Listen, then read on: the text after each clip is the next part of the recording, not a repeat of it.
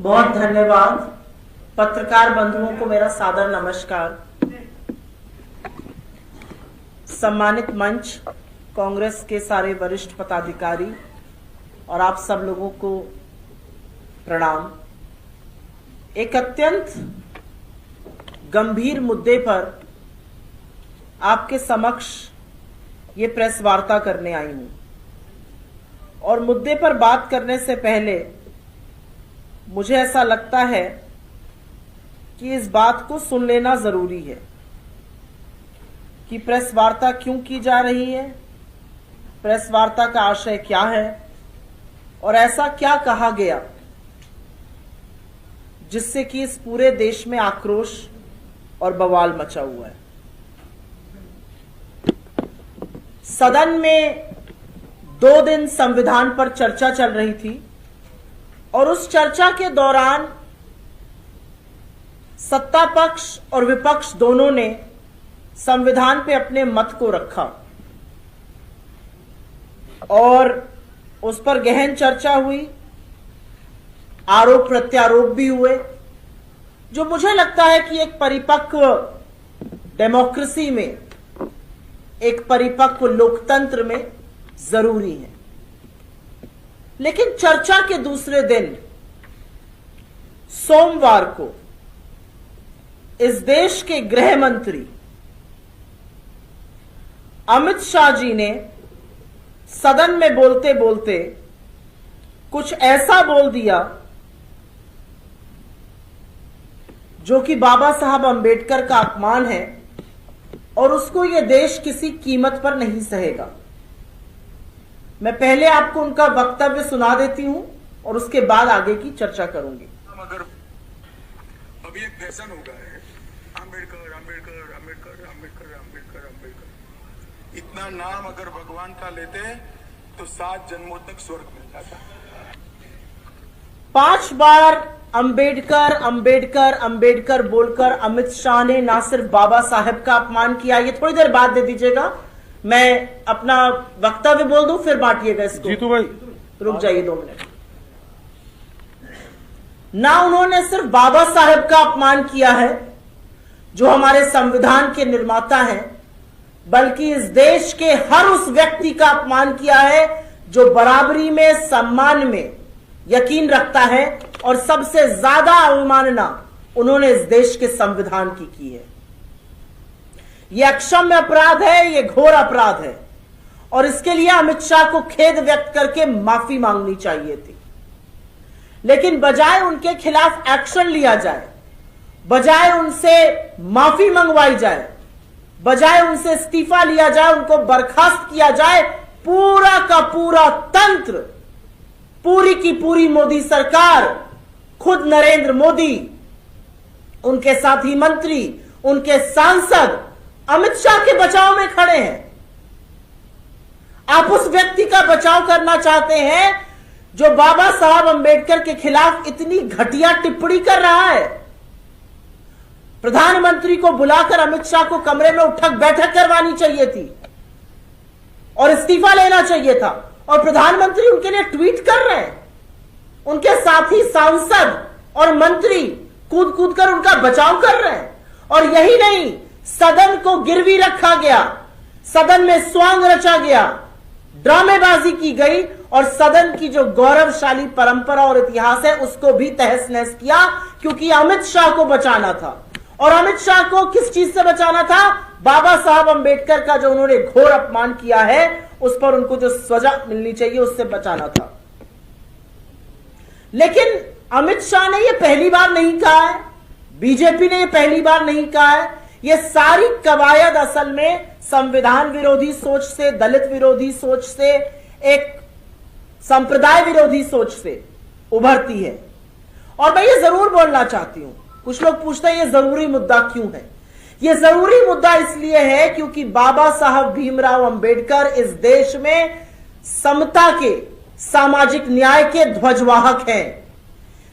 वो इस संविधान के निर्माता हैं जिसने इस देश में सबको बराबरी दी है। वो संविधान इसलिए जरूरी है कि उस संविधान ने औरत हो या आदमी, आप गांव से हो, आप शहर से हो, आप बुजुर्ग हो, आप गरीब हो, आप अमीर हो, आप कौन सी भाषा, कौन सी जाति, कौन से धर्म, कौन से प्रांत से हो, कोई फर्क नहीं पड़ता। आप इस देश में एक बराबर हैं। ये विचार हमारे संविधान से आया है। इस देश का सबसे अमीर और सबसे गरीब आदमी एक बराबर है, ये देन इस संविधान की है। और जब इस संविधान के खिलाफ कुछ कहा जाएगा तो जरूर आवाजें उठेंगी। ये संविधान है जो हमें, आपको, हर व्यक्ति को एक बराबर मानता है। ये मनुस्मृति नहीं है जो औरत और आदमी में भाषा के आधार पर, जन्म के आधार पर, लिंग के आधार पर, वर्ण के आधार पर जो भेदभाव करती है। ये इस देश का संविधान है। लेकिन ये बाबा साहब की विरोधी सोच या संविधान विरोधी सोच भाजपाइयों के लिए या संघ के लिए कोई नई नहीं है। इनके पुरखों ने लगातार यही काम किया है।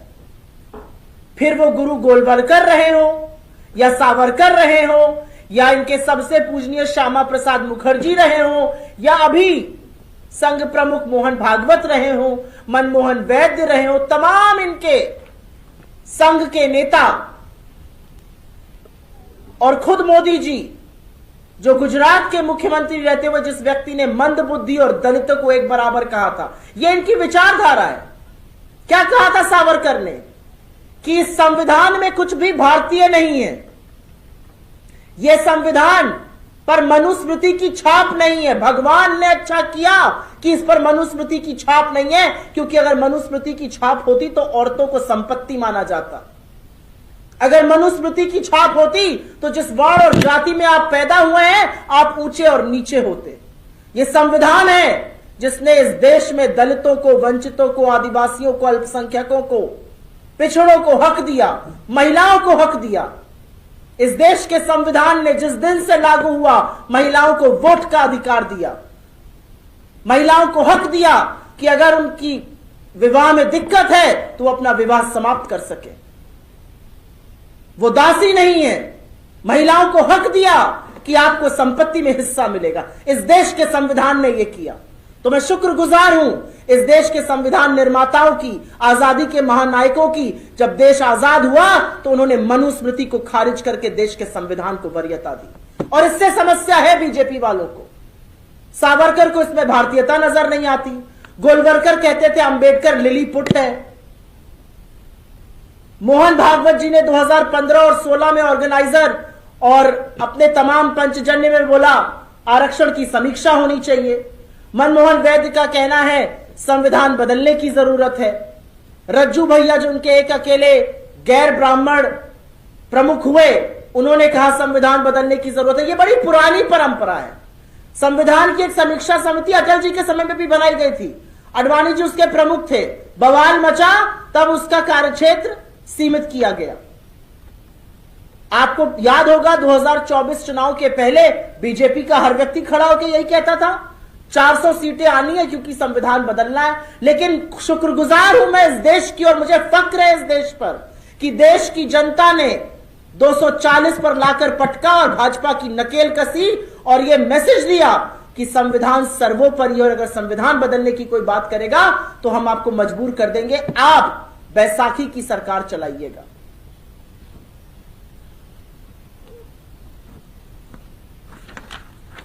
एक बात लेकिन सच है कि इस पूरे मुद्दे ने, इस पूरे वाक्य ने जो संसद के अंदर हुआ, संसद के बाहर हुआ, जो टीवी चैनलों पर देखा, दो तरह की बातें साफ कर दी हैं। कौन संविधान के साथ, कौन बाबा साहब के सम्मान के साथ खड़ा है और कौन संविधान और बाबा साहब के विरोध में खड़ा है।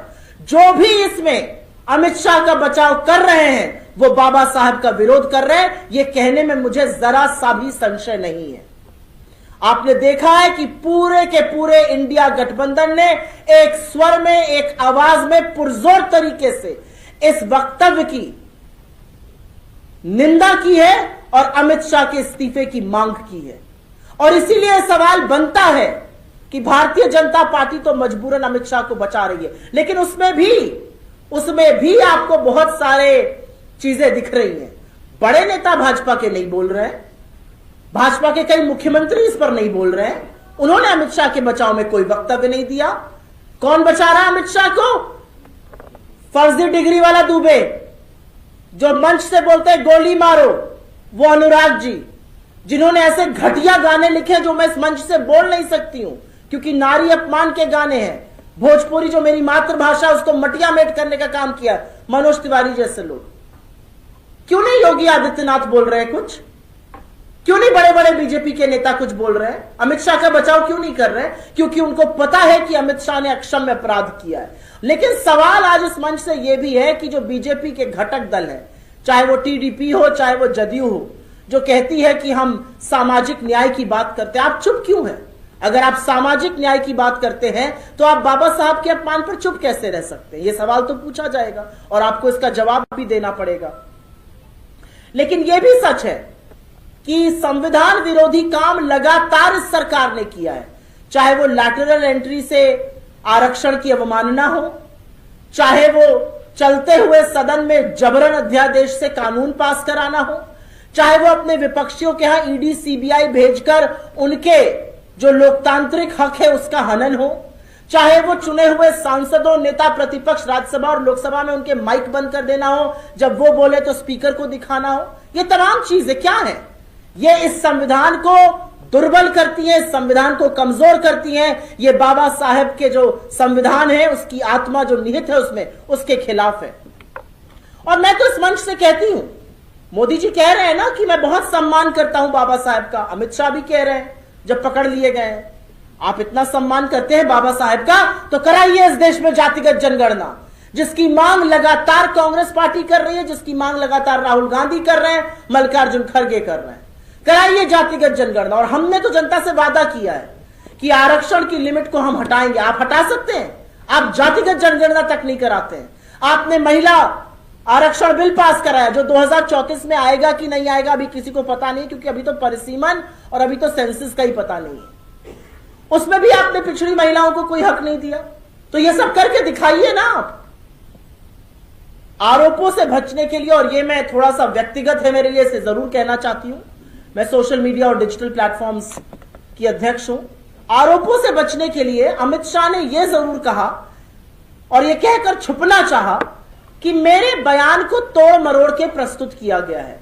मैं आपके साथ मीडिया विभाग के माध्यम से उनकी जो 34 पन्ने की राज्यसभा की अनएडिटेड स्पीच है, जो राज्यसभा की वेबसाइट से मैंने ली है, वो दे दूंगी 344 नंबर पन्ने पर, क्योंकि लगातार लोगों के उसमें भाषण आ रहे थे। 344 नंबर पन्ने पर सेकंड लास्ट पैराग्राफ पढ़ लीजिएगा। यही शब्द है, मान्यवर आजकल नया फैशन है, अंबेडकर अंबेडकर अंबेडकर, अगर इतना नाम भगवान का ले लेते तो स्वर्ग मिल जाता। ये उनकी अनएडिटेड स्पीच जो मैंने राज्यसभा से ली है, वहां का वक्तव्य मैं आपको दे रही हूं। और ये वहां पर नहीं रुके, इन्होंने ट्विटर और ऐसे सोशल मीडिया प्लेटफॉर्म्स को चिट्ठी लिख के कहा इस वीडियो को हटाया जाए, लेकिन क्योंकि उस वीडियो में किसी कानून का हमने उल्लंघन नहीं किया, वो वीडियो नहीं हटाए गए। लेकिन ये दिखाता है इनकी बौखलाहट, ये दिखाता है इनकी छटपटाहट, लेकिन ये भूल गए कि इनकी गीदड़ धमकियों से हम कतई डरने वाले नहीं है। ये कोई भी स्वांग सदन में रचे या उसके बाहर रचे, हम मुस्तैदी से खड़े होकर इनके खिलाफ और बाबा साहब के सम्मान में बड़ी लड़ाई लड़ने को तैयार हैं। लेकिन एक बात और है कि ये जो घृणित सोच हमें सदन में सुनाई दी, उसका कहीं ना कहीं असर भी देश में दिख रहा है। तमाम जगहों से खबरें आती कि बाबा साहब अंबेडकर की मूर्ति को खंडित कर दिया गया, कहीं सर तोड़ दिया जाता है, कहीं धड़ तोड़ दिया जाता है। अभी आज अहमदाबाद से खबर आई है कि बाबा साहब की मूर्ति को खंडित किया गया। महाराष्ट्र के परबड़ी में मूर्ति भी खंडित हुई, वहां पर वायलेंस भी हुआ, हिंसा भी हुई, अराजकता भी हुई, और आज राहुल गांधी वहां पर पीड़ित परिवारों से मिलने पहुंचे। इसका जिम्मेदार कौन है? इसका जिम्मेदार यही घृणित, यही नफरती, यही संविधान विरोधी, बाबा साहब विरोधी, दलित विरोधी सोच है। मैं अपनी मांग इस मंच से दोबारा से दोहराऊंगी। ये मांग कांग्रेस पार्टी की है, ये इंडिया गठबंधन की है, ये हमारे अध्यक्ष की है, मेरे नेता राहुल गांधी की है। अमित शाह माफी मांगे और अमित शाह इस्तीफा दें। ऐसा व्यक्ति जो संविधान निर्माता की इज्जत और सम्मान नहीं कर सकता, वो एक संवैधानिक पद पर नहीं बैठ सकता है। इसको कहने में मुझे ना कोई संशय है, ना कोई आपत्ति है, क्योंकि बाबा साहब का यह अपमान हिंदुस्तान किसी सूरत में नहीं सहेगा। आपके सवालों का स्वागत है। अगर इस पर सवाल केंद्रित रहे तो बहुत अनुग्रहित रहूंगी।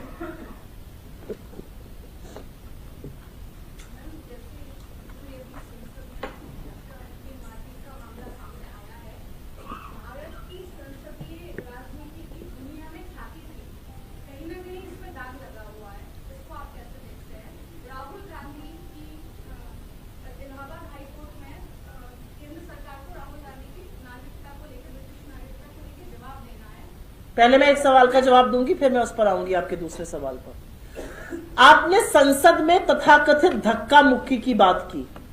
यह शर्म करने वाली बात है। यह इस देश के लोकतंत्र की, इस देश की संसदीय परंपरा की, इस देश की जो संसदीय परंपरा की धमक है दुनिया में, उस पर धब्बा लगाने का काम बीजेपी में ने किया है। और मैं आपको इस मंच से फिर से चुनौती देती हूं भाजपा को, स्वांग रचना बंद करो, फर्जी पट्टियां बांधना बंद करो, फर्जी अस्पताल में जाकर आईसीयू की बेड पर लेटना बंद करो। अगर हिम्मत है तो निकालो सीसीटीवी फुटेज और दिखाओ पूरे देश को, और दूध का दूध और पानी का पानी हो जाएगा कि उस दिन संसद में क्या हुआ। हम रोज 10:30 से 11 बजे रोज हम संसद के परिसर में उसी द्वार के बाहर हम रोज अपना प्रोटेस्ट करते थे, रोज विरोध प्रदर्शन करते थे। एक दिन किसी को जाने में बाधा नहीं हुई, एक दिन कहीं हिंसा नहीं भड़की, एक दिन कोई किसी से नहीं भिड़ा। पहले दिन भाजपा ने, पहले दिन भारतीय जनता पार्टी ने प्रदर्शन किया और हिंसा भड़क गई और धक्का मुक्की हो गई और तथाकथित लोग घायल हो गए। कौन जवाब देगा इस बात का कि 84 वर्ष के कांग्रेस के वयोवृद्ध हमारे अध्यक्ष जो दलित समाज से आते हैं, उनको आपने ऐसा धक्का मारा कि उनके उस घुटने पे चोट आई जिसका ऑपरेशन हुआ है। कौन जवाब इस बात का देगा कि वर्षा गायकवाड़ जो हमारी दलित सांसद है मुंबई से, या सुधा जी जो हमारी तमिलनाडु से सांसद है, या तमाम महिला सांसद इंक्लूडिंग प्रियंका गांधी जी के साथ आपने जोर जबरदस्ती की? कौन जवाब इस बात का देगा? इस सब बातों का एक जवाब है, और उस जवाब में मुझे यह कहना है, सीसीटीवी फुटेज निकालो और दिखाओ देश को। और अगर सीसीटीवी फुटेज में कुछ आता है तो आप माफी मांगिए, लेकिन सीसीटीवी फुटेज इसलिए नहीं दिखाई जाएगी क्योंकि उसमें भाजपा की गुंडागर्दी, भाजपा की दबंगई, भाजपा का झूठ है। पूरा संसद में सीसीटीवी का जाल बिछा हुआ है। एक परिंदा फड़ नहीं मार सकता बिना सीसीटीवी में कैद हुए। क्यों नहीं आप सीसीटीवी की फुटेज निकालते हैं? ऐसा ही 2 हफ्ते पहले हुआ था, राज्यसभा में बैठ के कुछ नोट की गड्डी पे बोल दिया गया। दिखाते सीसीटीवी फुटेज। राज्यसभा का कोई ऐसा कोना नहीं है जहां पर सीसीटीवी फुटेज नहीं है। क्यों आप नहीं निकाल रहे? निकालिए फुटेज, दूध का दूध पानी का पानी करिए। लेकिन एक बात मैं आपको और बता दूं, अगर बाबा साहब के अपमान में हमें लाठी डंडे भी खाने पड़े तो हम खाएंगे। हम कांग्रेस पार्टी के लोग हैं, हमने इस देश की आजादी के लिए गोलियां खाई हैं, इनसे हम डरने वाले नहीं हैं। इस पर कोई और सवाल है? फिर मैं आपके पास बांग्लादेश पे आऊंगी।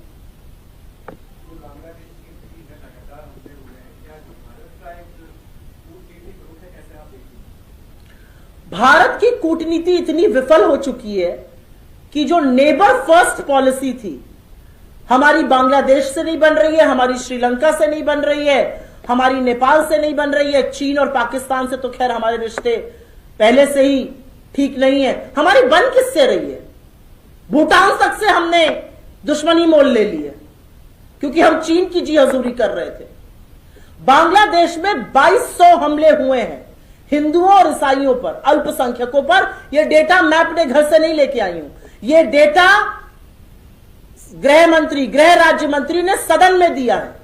2200 हमले में बीजेपी की सरकार क्या कर रही है? जब प्रियंका गांधी जी ने उठ के सदन में कहा कि बांग्लादेश में हिंदुओं पर हो रहे आक्रमण पर, ईसाइयों पर हो रहे आक्रमण पर आप कुछ क्यों नहीं करते हैं, तो सरकार का क्या जवाब है? यह उनका मामला है, अल्पसंख्यकों की सुरक्षा वो करेंगे, उस सरकार की जिम्मेदारी है। ऐसे आप पलड़ा झाड़ लीजिएगा। और आप उस इंदिरा गांधी की बात करते हैं जिन्होंने अपने आसपास होते अन्याय के खिलाफ पाकिस्तान के 2 टुकड़े कर दिया और इस विश्व का भूगोल बदल दिया। अरे इंदिरा जी से ही कुछ सीखिए, मुंह खोलिए, चीन का नाम लीजिए, मुंह खोलिए, बांग्लादेश को सबक सिखाइए। बांग्लादेश पर यह सरकार सिर्फ और सिर्फ हिंदुस्तान में, भारत में राजनीति करना चाहती है। इनके भक्त राजनीतिक उबाल रखेंगे, इनके भक्त दिखाएंगे आपको बांग्लादेश में हिंदुओं के साथ क्या हो रहा है। अगर हो रहा है तो आपकी सरकार क्या कर रही है? भारत की इतनी साख है दुनिया में, कई गुना हमारी बांग्लादेश से बड़ी इकोनॉमी है। बांग्लादेश कितनी चीजों पर हमसे निर्भर है। हम चीन को तो लाल आंख दिखा नहीं पाए, आंखें मूंद ली, बांग्लादेश को तो दिखाइए। ये भारत की विफल नीति है, ये नरेंद्र मोदी के बड़बोले बोल है, जिसका खामियाजा इस देश को और वहां के हिंदुओं को भुगतना पड़ रहा है। जी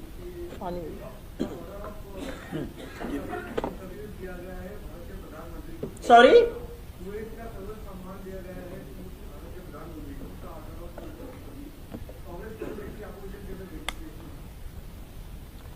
मोदी जी दुनिया के तमाम देश, चाहे वो ग्रीस हो, ब्रिटेन हो, साउथ अफ्रीका हो, नाइजीरिया, पाइजीरिया, कुवैत, कहीं भी जाते हैं सम्मान लेकर आते हैं।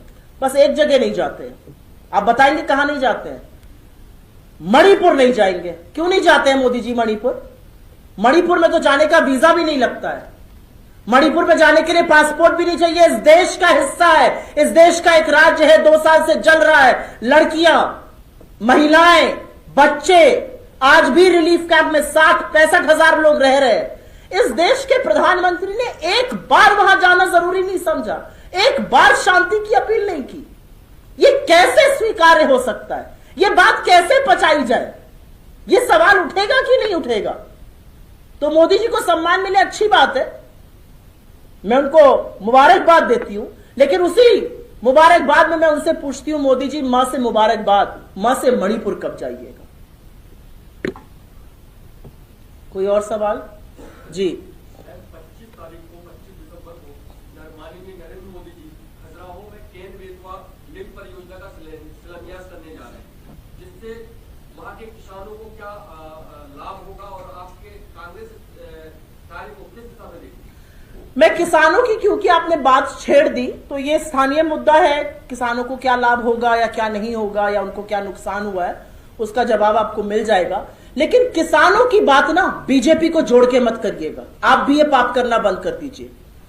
इस देश में एक किसान 28 दिनों से आमरण अनशन पे है, उनके अंग फेल हो रहे हैं, डडलीवाल। इस सरकार ने उनसे बात करना जरूरी नहीं समझा है। आपके मामा जी जो अब कृषि मंत्री बनकर बैठे हुए हैं देश में, जब इस देश का किसान देश की राष्ट्रीय राजधानी आना चाहता था, उसके रास्ते खुदवाए गए, उन पर आंसू गैस के बम गोले छुड़वाए गए। तो ये किसानों की बात कैसे करेंगे? अरे ये अडानी की सरकार है, ये अडानी के लिए किसानों का दमन करती है, उनके कानून बदलती है, काले कानून लाती है। किसानों से मोदी जी का कोई मतलब नहीं है। मोदी जी का मतलब एक आदमी से है और वो है गौतम अडानी जी। किसानों के हित में बात करती है, तो क्या आपने बोला, लेकिन अब चुनाव हरियाणा आप हार गए, महाराष्ट्र आप हार गए, तो हार गए फिर आप बात करते कहां? तो क्यों हम अगर हार गए तो हम हित की बात करना छोड़ दें?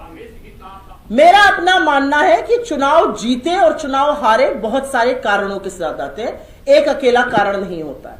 और जिस तरह के नंबर्स, जिस तरह के वाक्य, जिस तरह के बार बार नियम बदलने के, वोट प्रतिशत बदलने के मामले सामने आए हैं, मुझे लगता है कि उन दोनों जो वर्डिक्ट है, जो नतीजे हैं, उस पर बहुत बड़ा प्रश्न चिन्ह है। अभी फ्राइडे इवनिंग को 20 दिसंबर की शाम को सरकार ने चुनाव संचालन नियम बदल दिए। क्यों बदल दिए? अब अगर देश का कोई व्यक्ति चाहे तो वो चुनाव संबंधित कोई भी कागजात नहीं देख सकता, जैसा कि पहले वो कर सकता था। क्यों? क्या छुपाना चाहते हैं आप? क्यों आपको पारदर्शिता से परहेज है? अगर लोकतंत्र में जनता अपने चुनाव के कागज नहीं देख सकती है तो फिर लोकतंत्र किस बात का है? और अगर आपको यह निर्णय लेना था तो इतना छुप कर, इतना दुबक कर क्यों लिया गया? क्या आपको इस पर एक राष्ट्रव्यापी चर्चा नहीं करनी चाहिए थी? क्या आपको बाकी दलों को नहीं बुलाना चाहिए था? क्या छुपाने की कोशिश की जा रही है? जो भी गुप्त है वो गोपनीय है, मैं पूछना चाहती हूं। और ऐसे वक्त पर जब चुनाव आयोग की साख पर इतना बड़ा सवाल उठा हुआ है, चाहे वो वोटिंग परसेंटेज हो, चाहे वो वोटिंग लिस्ट में लोगों का नाम घटाने की बात हो, चाहे वो पारदर्शिता पर चुनाव आयोग का बिल्कुल पक्षपातपूर्ण रवैया हो, ऐसे में आपने क्यों बदल दिए कानून? तो मैं तो आपकी बात का जवाब ये कह के दूंगी कि मुझे तो बहुत अस्वीकार्य है रिजल्ट एट बहुत सारे लेवल पर। लेकिन कोई भी चुनाव एक मुद्दे से न जीतते हैं न हारते हैं। ऐसे कह के फिर तो हम झारखंड में जीत गए तो क्या वहां का किसान हमारी बात मान गया? चुनाव में बहुत सारे मुद्दे होते हैं, लेकिन जिन 2 जगहों की आपने समीक्षा करने मुझे बोलने को करी, मुझे नहीं लगता कि मुझे वो रिजल्ट स्वीकार्य है, क्योंकि आप जैसे प्रबुद्ध पत्रकार वहां गए थे, वो तो कुछ और कह रहे थे, हमारा फीडबैक कुछ और था, पूरी तरह से चुनाव अलग लग रहा था, और जब नतीजा ऐसा आता है तो समझ में नहीं आती कुछ बातें। इस देश में जितने वोट पड़ रहे हैं उससे ज्यादा गिने कैसे जा रहे हैं, ये सारी बातें तो पूछी जाएंगी ना चुनाव आयोग से, और क्योंकि आप पूछे तो आपके अधिकार को ही खत्म कर दिया गया, ना रहेगा बांस ना बजेगी बांसुरी। अब आप कागज भी नहीं ले सकते हैं जो आप पहले ले सकते थे। Let him just come, I'll come to you.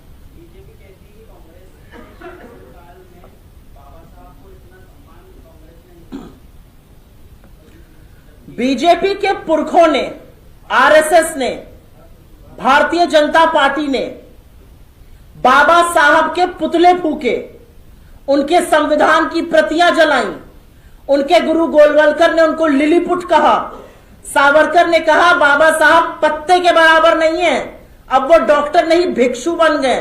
ये भाषा है इनकी, ये भाषा है इनकी कि बाबा साहब जिसके ध्वजवाहक थे उन दलितों को नरेंद्र मोदी मंदबुद्धि से कंपेयर करते हैं। ये भाषा है इनकी कि अमित शाह उस सदन में खड़े होकर कहते हैं अंबेडकर अंबेडकर अंबेडकर रटने का एक नया फैशन चल निकला है। किस मुंह से बीजेपी बात करती है? बीजेपी की 17 राज्यों में सरकार है, मैं गलत हूं या सही हूं? 17 राज्यों में सरकार है, एक जगह भी दलित मुख्यमंत्री क्यों नहीं है? बीजेपी के कितने दलित अध्यक्ष हुए एक को छोड़कर, बंगारू लक्ष्मण को जो रिश्वत लेते हुए पकड़े गए? संघ के कितने दलित सरसंचालक हुए? एक भी नहीं। दलित तो छोड़ दीजिए, ठाकुर और ब्राह्मण को छोड़कर एक दूसरी जाति का नहीं हुआ। क्यों नहीं हुआ? यह बात करेंगे बाबा साहब के सम्मान की। जो बोला है अमित शाह ने वो अक्षम्य अपराध है। हाथ जोड़कर देश के सामने आकर माफी मांगनी चाहिए और अपने पद से इस्तीफा देना चाहिए। उनका सवाल पहले पूछूंगी, कराऊंगी आपके पास।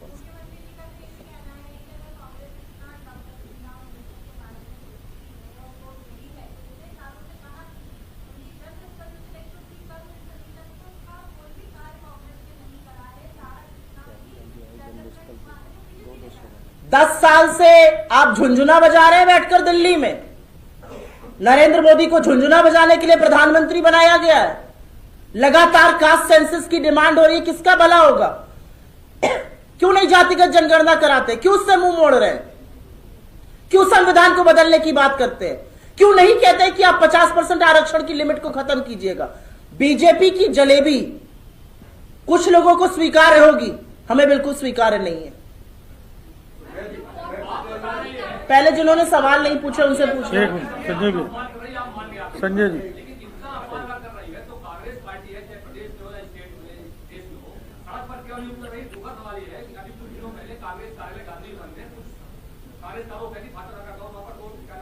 उसका जवाब दिया है। मुझे लगता है ये मुद्दे का जवाब दिया गया है।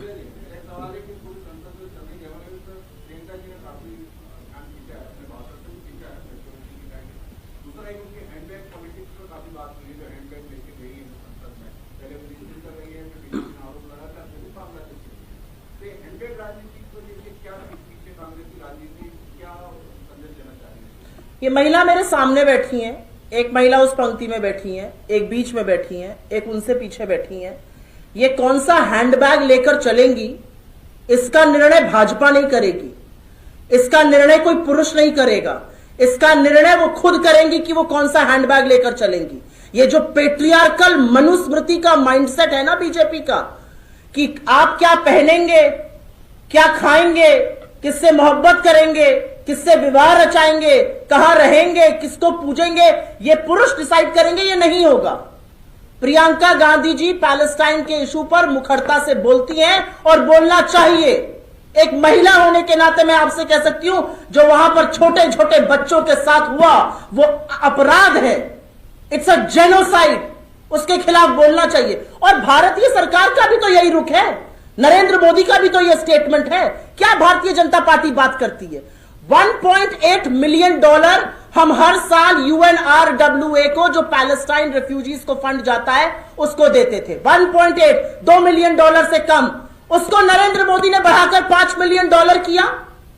अभी हमने अक्टूबर में, अभी हमने नवंबर में, अगस्त में, जुलाई में पैसा भेजा पैलेस्टाइन।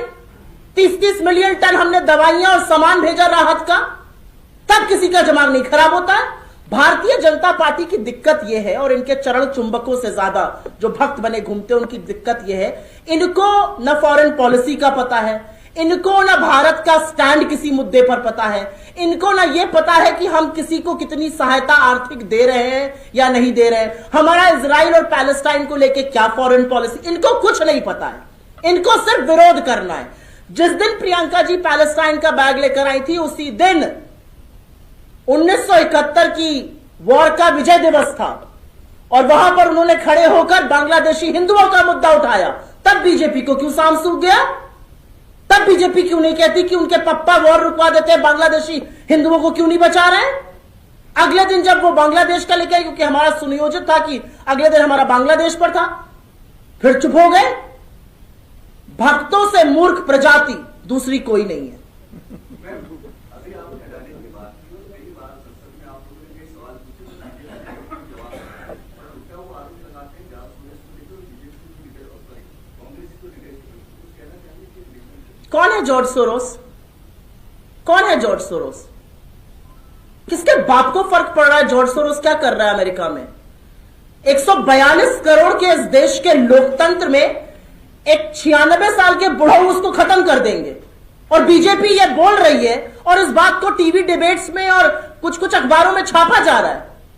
एक 96 साल का, मतलब बुढ़ऊ ही कहूंगी, हमारे यहां तो ऐसे बोला जाता है, अमेरिका में बैठे हुए एक बुढ़ऊ हमारे लोकतंत्र को समाप्त कर देंगे। ये बात भी पचती है आप जैसे मूर्धन्य पत्रकारों को? मुझे तो नहीं लगता पचती होगी। अडानी से बचना है तो जॉर्ज सोरोस का नाम लेना है। इनकी कुत्सित मानसिकता देखिए आप।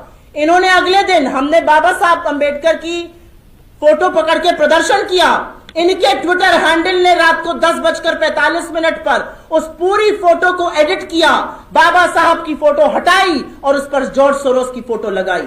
आप जॉर्ज सोरोस को भारत विरोधी कहते हैं, तो क्या आप बाबा साहब को इतनी आसानी से किसी भारत विरोधी व्यक्ति से रिप्लेस कर देते? यह आपकी मानसिकता दिखाता है कि आप भारत विरोधी लोगों के साथ खड़े हैं, आप संविधान को भी ऐसे ही रिप्लेस करना चाहते हैं। कौन है जॉर्ज सोरोस?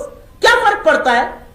जॉर्ज सोरोस को फर्क पड़ता है हिंदुस्तान की बेरोजगारी से, महंगाई से, आर्थिक असमानता से। हमें पड़ता है, आपको पड़ता है, इस देश के सरकार को पड़ना चाहिए, वो नहीं पड़ता है फर्क। क्या जॉर्ज सोरोस ये करते हैं? अडानी पर क्यों नहीं बोलते? आप मुझे एक बात बताइए, एक आदमी है इस देश में, वो कारोबारी है, नरेंद्र मोदी का परम मित्र है, वो तोता है जिसमें राजा की जान बसती है, उसके खिलाफ अमेरिका की सरकार ने वारंट इशू किए हैं।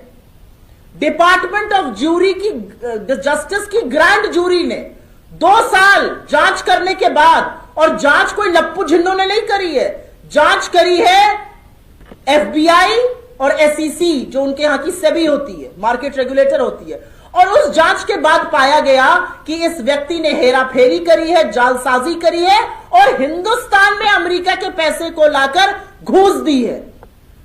उस व्यक्ति की जांच मोदी सरकार नहीं करना चाहती है, जिस व्यक्ति के खिलाफ श्रीलंका जांच कर रहा है, जिस व्यक्ति के खिलाफ बांग्लादेश का कोर्ट जांच कर रहा है, जो इजराइल में प्रोटेस्ट विरोध हो रहा है, जिसके खिलाफ ऑस्ट्रेलिया में विरोध प्रदर्शन हो रहा है, जिसकी स्विट्जरलैंड ने अकाउंट्स फ्रीज कर दिए हैं, उसकी जांच नहीं करना चाहती है मोदी सरकार। जिस इंसान के खिलाफ वारंट इशू हुआ है, और उस वारंट इशू होने से एक व्यक्ति पर फर्क नहीं पड़ रहा ना, पूरा हमारे कारोबार जगत पे, हमारे rule of law and order पे, हमारे मार्केट पे फर्क पड़ रहा है।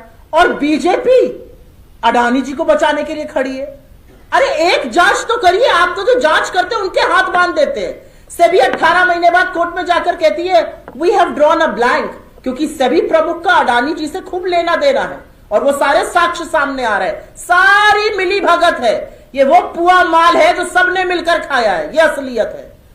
DRI, department of revenue intelligence ने बोला ये कोयला महंगे दाम पर लाए थे, और इन्होंने हिंदुस्तान के लोगों से बिजली का दाम बढ़ाया। बजाय उसकी जांच करने के DRI के हाथ बांध दिए जाते हैं। फिर मोदी सरकार के लोग कहते हैं यह विदेशी मीडिया की साजिश है।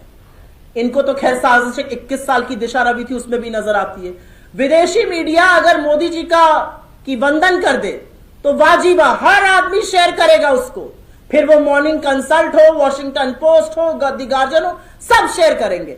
अगर वही विदेशी मीडिया ये बताए कि अडानी के भाई से संबंधित दो लोग चांगचुंग ली और शाबान अली ने भारत के मार्केट में जो रेगुलेशन है उसको तोड़ा है, कोयले का दाम बढ़ाया है मिलकर अडानी के साथ, उस पर बिल्कुल चुप्पी है। तो यह सुई टपक सन्नाटा इसलिए है क्योंकि जो तोता है उस तोते में राजा की जान है।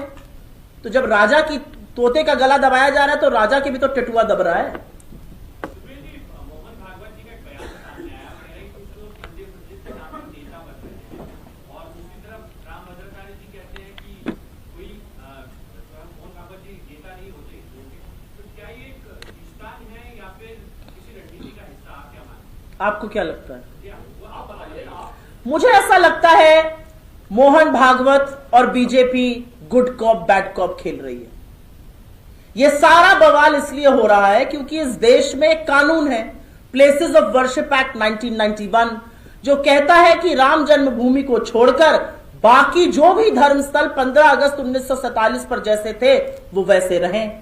और उसको कहने का एक कारण है, क्योंकि कल को कोई कहेगा इस मस्जिद के नीचे मंदिर है, दूसरा कहेगा मंदिर के नीचे बौद्ध गुफा है, तीसरा कहेगा मंदिर के नीचे जैन मंदिर है, तब क्या करिएगा? सारा देश खोदते रहिएगा। रूस वैक्सीन बना रहा है, हम खुदाई कर रहे हैं। यह असलियत है इस देश की आज की तारीख में। और सिर्फ खुदाई नहीं कर रहे, उस खुदाई में सारे देश को बांझा हुआ है, सारे देश को बरगलाया हुआ है। कौन बात करे रोजगार की, कौन बात करे महंगाई की, आर्थिक असमानता की, इसी में लगाए रहो। पर वो खुदाई आपके और मेरे बच्चे कर रहे हैं, वो खुदाई बीजेपी नेताओं के बच्चे नहीं कर रहे, क्योंकि बीजेपी नेता का बच्चा तो बॉस्टन और न्यूयॉर्क में पढ़ रहा है, लंदन में पढ़ रहा है, सिंगापुर में पढ़ रहा है। दरी आप बिछाएंगे, भाई आपसे मेरा मतलब है देश की जनता, दरी आप बिछाइएगा उनके कार्यक्रम में, बच्चे आपके धर्मरक्षक बनेंगे, इनके बच्चे बड़ी बड़ी कंपनियों में काम करेंगे और फिर पैराशूट होकर आएंगे, उनको टिकट मिल जाएगा, वो मंत्री बन जाएंगे। यह इनका प्रचलन है। तो 1947 के जो जैसा था वैसा रहे। इस कानून को पारित हुए 1991 में पारित हुआ, तब बीजेपी भी सदन का हिस्सा थी। उसके बाद 99 से 2004 तक अटल जी की सरकार रही, ये कानून रहा। 2014 से 2024 और अब तो 24 खत्म हो गया, हम 25 के मुहाने पर हैं, मोदी जी की सरकार रही। अब बैसाखियों पर है, इसके पहले तो प्रचंड बहुमत था। इस कानून को नहीं बदला गया, मतलब सरकार को इस कानून से कोई आपत्ति नहीं है। लेकिन दो चार लोग खुदाई कर करके इस देश में उन्माद और उबाल का माहौल रखना चाहते हैं। और इसलिए रखना चाहते हैं क्योंकि आपके जो संगी साथी नोएडा में कमांडो वॉरियर एंकर है, वो कैसे पूछेंगे कि इस मस्जिद के नीचे कौन सा मंदिर छुपा है? आधों को तो देखकर मुझे लगता है हिंदू सनातन संस्कृति ही नहीं पता है। अगर आपके घर के मंदिर में या किसी भी मंदिर में इतनी सी भी मूर्ति खंडित हो जाए तो फिर वो देवता पूजा नहीं जाता है, उसको प्रवाहित किया जाता है। गांव शहर देहात जहां चले जाइए ये प्रचलन है। ये खंडित मूर्तियां निकाल के उसको पेंट कर रहे, ये हिंदू संस्कृति के ध्वजवाहक बने घूम रहे हैं। तो मोहन भागवत जी ने जो कहा है उसको दो तरह से देखा जा सकता है। वो योगी जी को कह रहे हैं कि मोदी जी को कह रहे हैं, पहले तो ये भी थोड़ा स्पष्ट हो। क्या वो सरकार को कह रहे हैं कि आपके लोग आपके इशारों पर ये कर रहे हैं, कानून व्यवस्था खराब हो रही है, या वो सिर्फ गुड कॉप बन रहे हैं और सरकार को पूरी छूट, पूरा लाइसेंस दे रहे हैं अराजकता फैलाने के लिए? अब तो सुप्रीम कोर्ट ने मोदी सरकार को बोल दिया 4 हफ्ते के अंदर आपका क्या मत है इस पर वो स्पष्ट कीजिए। देखते हैं सरकार क्या बोलती है।